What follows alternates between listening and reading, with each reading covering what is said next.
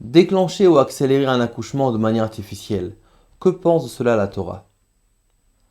C'est une question qui revient bien souvent lorsque la future maman s'approche de son terme et elle demande, elle ou bien le médecin, de déclencher l'accouchement de manière un petit peu prématurée. Déjà, il faut distinguer entre deux cas. Le cas où il y a pikuach nefesh, c'est-à-dire lorsqu'il y a un danger qui s'annoncerait que ce soit pour la maman ou que ce soit pour le bébé, alors à ce moment-là, évidemment, pikuach nefesh, c'est un danger, on se fie à l'avis du médecin et il faut donc déclencher l'accouchement même un petit peu prématuré.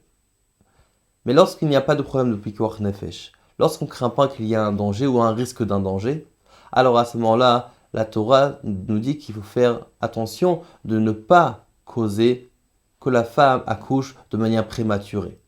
Et pourquoi? Pour plusieurs raisons. Première raison, c'est parce qu'en vérité, on sait très bien que c'est possible que le bébé a encore besoin de sa maman. Il a besoin encore de s'épanouir, il a encore besoin de se développer chez sa maman. Et c'est pour cela que s'il prend plus de temps, c'est qu'il en a besoin. Deuxièmement aussi, une personne n'a pas le droit de se mettre en sakana. Or, lorsque la maman accouche, elle se met à un niveau de sakana, un niveau de danger à elle-même. Et c'est pour cela que forcément, si le moment n'est pas encore arrivé, alors elle n'a pas le droit de se mettre volontairement dans une situation de sakana, de danger. Une autre raison aussi, c'est parce qu'en vérité, pendant le moment de l'accouchement, il y a un gardien particulier du ciel qui vient pour protéger la maman. Elle a donc une garde supplémentaire. Et donc c'est pour ça que si maintenant on jouerait un petit peu avec le mazal, ça c'est quelque chose qui n'est pas bien. Une autre raison aussi, c'est parce qu'on sait très bien que chaque jour a un impact sur la neshama et sur le mazal de l'enfant. Et c'est pour cela que lorsque l'enfant va naître, lorsque l'enfant va venir au monde, en fonction du jour où il va naître, ça va influencer sur son mazal. Et c'est pour cela que, qui on est nous pour pouvoir se mêler du mazal qu'il devrait avoir? Peut-être que finalement, si je le change de mazal, peut-être que ça va pas être forcément bénéfique pour lui.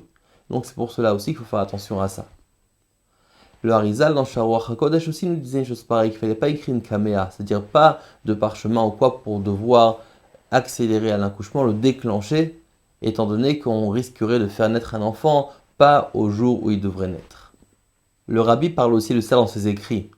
Il nous dit qu'on ne doit pas se mêler et ne doit pas rentrer dans les comptes d'Akadosh Baruch Hu et laisser donc l'enfant naître en son temps. Évidemment, encore une fois, si on n'a pas de problème de sakana. Maintenant, cette idée-là de ne pas devoir devancer l'accouchement, c'est même si une femme ne souhaite pas accoucher pendant Shabbat. Elle se dit peut-être que si j'accouche pendant Shabbat, je risquerais donc d'enfreindre Shabbat. Et donc la femme voudrait déclencher l'accouchement avant Shabbat pour pas enfreindre Shabbat. Là aussi, ce serait interdit de le faire.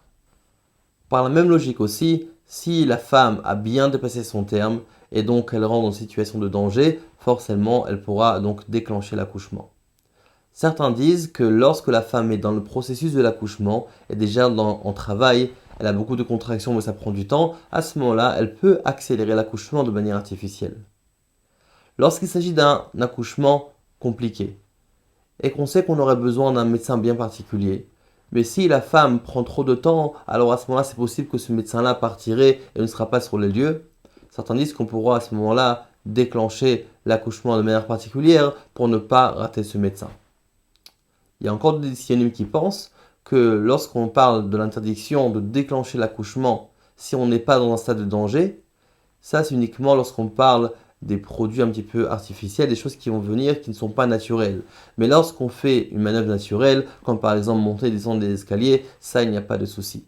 De bonnes nouvelles à tous.